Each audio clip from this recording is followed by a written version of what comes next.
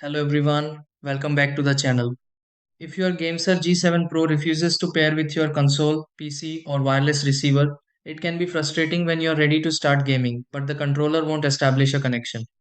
Pairing problems can occur because of low battery levels, interrupted synchronization, outdated firmware, or temporary communication issues between the GameSir G7 Pro and the device you are using. Since several factors can affect the pairing process, it's important to go through a few simple checks before assuming there's a hardware problem.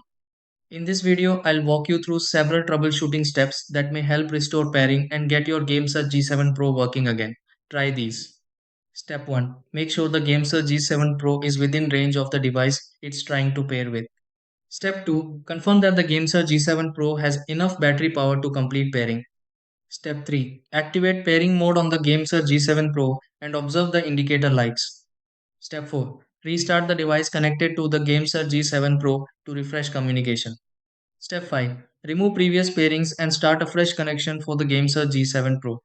Step 6. Test the GameSir G7 Pro again and verify that the pairing process completes successfully.